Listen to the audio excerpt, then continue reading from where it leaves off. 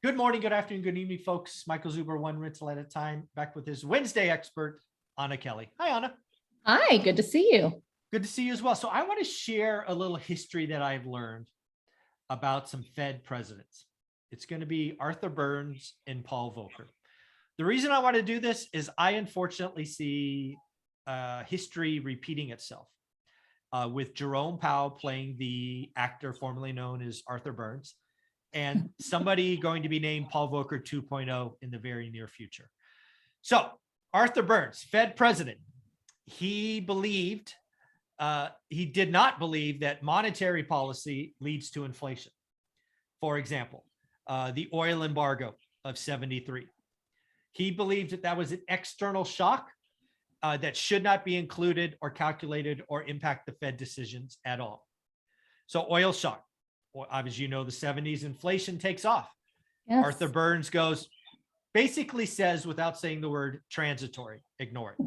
Yes. Genius. Then there are some weather issues later in the 70s. I believe Argentina was hit, this and that were hit, and basically says, food, don't worry about it. It's not part of it. We can't control the weather. So Arthur Burns actually lowers rates in an inflationary environment, which is obviously, as we've later learned, the exact opposite of what you should do. So he was a Fed president for either 6 or 8 years in the 70s. He's now called Great Inflation. The Fed president, what he's known for is creating this inflation boom, because he did not appreciate that monetary policy, or should I say easy money, has an impact. Yes. So he basically loses his job, and Paul Volcker is brought in. Paul Volcker realizes that as the Fed, the only thing he really can control is the money supply. And he basically goes on a tear raising the Fed funds rate. He raised the Fed funds rate 700 basis points in 8 months. If you don't know what that is, folks, that is like going from 1% to 8%. Yes. Think about Huge. that.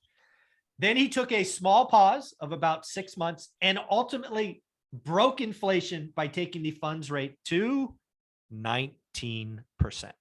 Yes. What Paul Volcker proved is if you want to beat inflation, the federal funds rate has to be 3 percentage points above inflation. Yes. Not below, Powell. Yes. That would be AKA about 10%, 10, 11% right now at a minimum. Exactly my point. So I'm sitting here looking at Powell screaming for a 50 basis point raise March 16th. Every fiber in my body is telling me it's not coming, but I've been calling for it for 6 months. So my only hope is he's playing rope-a-dope and he's going to shock Wall Street. But I don't have very much faith in that. I'm only calling it because I called it so long. But I think Powell is repeating Arthur Burns, clearly the transitory for the last year. What a joke. So I think Powell is going to be weak. Powell's weak. He's only going to do a quarter. He's going to do a couple more quarters. What is going on in Europe is going to be bad. We're going to see more inflation. Inflation is going to be 10%, 11%. Even with the monkey jerry-rigged CPI that we have now, it'll be double digits. Powell's going to lose his job. He's going to resign or get fired. I don't care which. But then Paul Volcker 2.0 is going to come in, and we are going to get a Fed president. We have to have a Fed president that goes, I don't care. I have to break this, because inflation crushes the poor and middle class. It doesn't hurt the rich all that much. They're not even look at the gas. They take a picture of the gas pump for a selfie on Instagram. It doesn't matter. Right. It just doesn't matter. But the poor, I was there. I remember my parents pushing the car because we used too much gas to turn it on. Yeah. It's coming. So my fear is we have a repeat, and I don't know how long this takes. Maybe it takes a year before we get Paul Volcker and Powell loses his job, but I don't feel very good about what's going on. So I'll stop there. I'm getting a little ranty and let you ask some questions. No, I think you're right on in terms of how bad inflation has gotten and the only real tools that the Fed has to pull back inflation. The primary method is raising interest rates, right? And we talked a little bit. You need to crush demand. It's called demand destruction. Absolutely. Because all economics, and we've talked about this if you've listened to Michael and I multiple times, right, comes down to supply and demand. So when you give free money, like the Fed did during the pandemic to try to keep us from going into a mass recession, right? They printed a lot of money. We've been saying as soon as it happened, this cannot end well. Someone has to pay for it. It makes people spend, which is exactly what they wanted to do. You make people spend. How? You lure them with the, the little lure that says free money, go buy a house, go buy a car, go start a business, pump up your credit cards, take a trip, right? Whatever you need to do.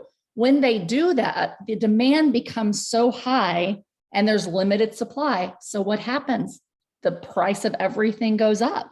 So the only way to stop it, the Fed has zero tools to control supply. They really don't.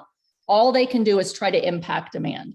And when supply chains are really outside of their control, so we have supply chain issues, now we have oil supply issues, we have war in Ukraine, we're going to have to go into more debt to help the Ukrainians, by the way. We have some massive supply issues that they thought would be transitory that were just kicked up a notch. They were already bad, but they were just kicked up a notch by this war over in Ukraine. And so what's happening is now supply is going to get even worse. And if supply gets even worse and prices are even higher, which we're seeing now to your point at the gas pump, they have to raise rates higher than we thought they would before. People are saying he can't do it. It'll crash the market. Well, the market's already crashing. If you haven't noticed, bull territory, NASDAQ, more than a 10% drop S&P, the market's already crashing, right? So I think that in order, even though people are afraid of really high interest rates, in order to make any dent, he has to be more aggressive, not less. And that means I was calling for 0.5 point, right? 0.5 point increase. Me too. He came out and he spoke to Congress, I think it was a week ago, and basically said, we're late on this. We should have done something already, but we have to be very careful because of the war now, right? So he said, we'll kind of maybe take it slow, see how it goes. I think that's the totally wrong approach. Absolutely the wrong approach. No. Yeah. But if we take it slow, we're going to be even further behind the 8 ball. So I think he could surprise us, Michael, and I think he could still come up with a 0.5 point. I'm hopeful. And continue to be pretty aggressive. I think we're looking at least 1% or 2% increase within a year and a half, at least. Yeah, if he gets it up 2%, I think he keeps his job. I'm serious. I think if he does the 1% by the end of the year, he's got to get fired. He's just got to get fired. You can't be the Fed president who is known as transitory and then admit you're late and then be late again. Yeah. Here's the thing, though. He is so respected on both sides of the aisle so far, really, that he's been reelected. I think he knows his legacy's at stake. I think he comes up and says, I got to do it. And he comes out more aggressive than we think, because otherwise he'd be totally, it's like career suicide. And national suicide. Arthur Burns 2.0. That's what he's looking at. And again, I'm sitting here and I've said it many times. I think he's playing rope-a-dope, right? And I think he knows his only hope is to shock Wall Street.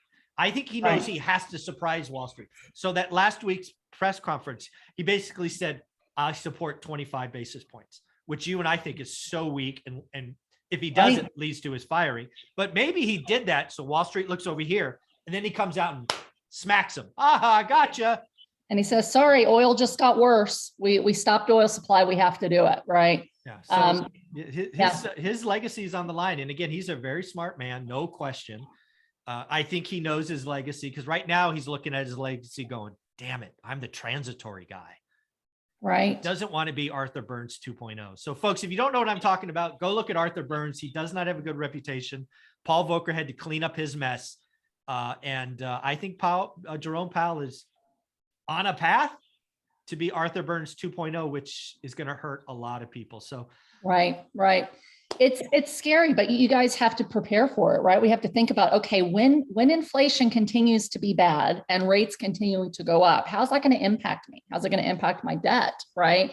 And then what always happens, Michael, and I think this is important, why do they not want to crush inflation? Because they know that it leads to instant recession, instant stagflation. They don't want to be the guy that's blamed for that, right?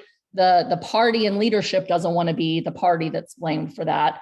But we are in for some more painful years ahead. For those that think, oh, this is a blip, it's going to go right back. Like, we need to be prepared that we are in a really precarious predicament, economically, and we have to expect that the next couple of years are probably going to be, recessionary. Yeah, I couldn't agree more. Anna, tell people how they can find you. Great. You can find me here every week and on our playlist at One Rental at a Time. You can find me on social media at Anna Kelly REI Mom, and my website is reimom.com. Very cool. Thank you very much, Anna. Thank you.